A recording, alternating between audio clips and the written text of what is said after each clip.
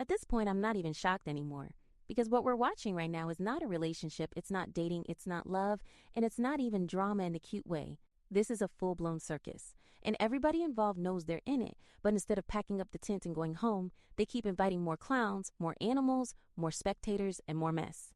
And what makes it worse is everybody keeps pretending this is normal behavior, like this is just how things go, when in reality this is dysfunction being live-streamed with confidence. Nava is trying so hard to convince the internet and herself that she's fine with Blueface talking to other women, sleeping with other women, entertaining other women, parading other women around the house, and collecting women like trading cards. She keeps saying she's cool, she keeps saying she understands, she keeps saying she's unbothered, but anybody who has ever actually been unbothered knows you don't have to keep announcing it.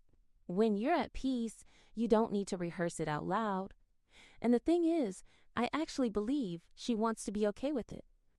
I believe she's trying to force herself into a mindset that doesn't match how she really feels, because she's in love and she doesn't want to lose him. That's human. But forcing yourself to accept something that's breaking you doesn't make you evolved. It makes you exhausted.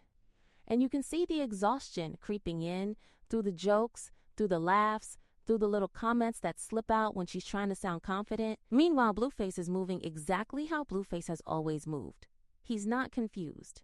He's not conflicted. He's not torn. He's doing exactly what he wants to do and daring everybody else to adjust. 1 minute he's talking about wanting a new litter of puppies. The next minute people are hinting that somebody might be pregnant. The next minute he's filming content in a house full of women like it's a casting call instead of a living space. And that's where the mama comes in, because Karissa sees and hears everything. Nothing gets past her, and anybody who thinks otherwise doesn't understand mothers like that. She's not oblivious, she's observant. She may not say everything immediately, but when she opens her mouth, it's because she's already clocked the situation from 10 different angles. Nava keeps trying to position herself as respectful, mature, and above the chaos. She keeps emphasizing that she would never disrespect his mother, that she understands boundaries, that she knows his mother will always be part of his life. And listen, that's actually commendable. That's how it should be handled.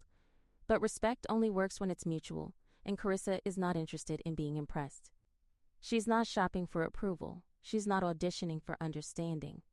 She's watching her son spiral publicly, and she's reacting accordingly. And let's be honest, Karissa does not care how polite Nava is. She does not care how understanding she sounds. She does not care how spiritual she claims to be. In her eyes, if you're standing next to her son while he's embarrassing himself, you're part of the problem. Period. That's why when Nava tried to clap back with the "no bastards in me" comment, it didn't land the way she thought it would. Because once a mother has written you off mentally, there's no comeback that changes her mind. You're already filed away. And that's something a lot of women learn the hard way. You can't charm your way into someone's respect once they've decided you're not it. Meanwhile, Blueface is over there filming, entertaining, collecting, and rotating women like it's a hobby. And you can tell he's not emotionally invested in any of it, because when he doesn't like someone, his whole energy changes. He gets stiff, he gets distant. He starts using that fake polite voice, the one people use when they're trying not to be rude but also don't care enough to be warm. That's how you know nobody in that house is special to him in the way they want to be. And Karissa clocked that too. She didn't just criticize the women, she criticized the environment. She called the house dirty. She called the situation ran through.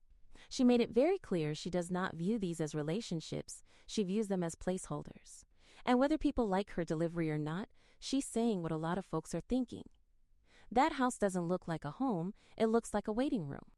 Then Blueface did what he always does when he feels challenged. He went too far. He crossed a line that didn't need to be crossed, especially with his mother. The comments he made weren't just disrespectful, they were unnecessary, and once those words are out there, you can't reel them back in. And Karissa wasn't about to let that slide. She responded like a mother who's tired of being embarrassed by her grown son. She didn't sugarcoat it. She didn't soften it. She reminded him exactly where he came from and exactly who he's talking to. And when she said she would never allow her kids to play with her character again, she meant that.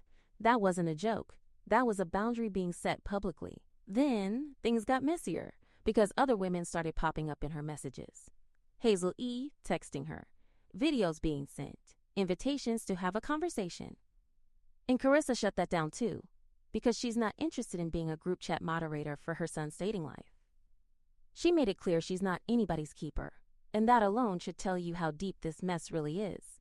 By the time she said she was taking over the internet and that Blueface hadn't been present for years, you could tell she was done being quiet. She had reached the point where silence felt like complicity, and when a mother reaches that point, all bets are off. At the same time, Blueface is moving on to the next woman, acting like nothing is happening. New girl, new puppy, new energy, same chaos. And what's wild is the casualness of it all. He's not hiding it. He's not sneaking. He's not even pretending this is something serious. He's just living in it and letting everybody else argue around him. Karissa, on the other hand, is analyzing everything. Education, family background, faith, stability. She's doing what mothers do when they're trying to make sense of why their child keeps making the same mistakes. She's looking for patterns, for explanations, for reasons. And when she finds something she likes, she celebrates it. When she finds something she doesn't, she calls it out. Nava, meanwhile, is spiraling quietly. You can see it in the way she talks about unconditional love, about staying loyal, about not entertaining other men. You can see it in the way she brings up rich men in her DMs, like that's supposed to soften the hurt. You can see it in the jokes about pregnancy tests and replacement, because humor is how people cope when they don't want to admit they're losing. And that's the saddest part of all of this, because it's not funny anymore. It's not entertaining in the light-hearted way. It's watching someone try to hold on to a situation that is actively humiliating them while everyone else treats it like content. Nava keeps saying she's not new to this, she's true to this. But being used to chaos doesn't make chaos healthy. It just means you've learned how to survive in it. And survival is not the same thing as happiness. This whole situation is a mess because nobody is actually trying to fix anything. They're just reacting, posting, clapping back, going live, filming, commenting.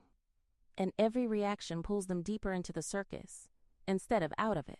At some point, somebody has to step off the ride. Because this isn't love, it's a loop.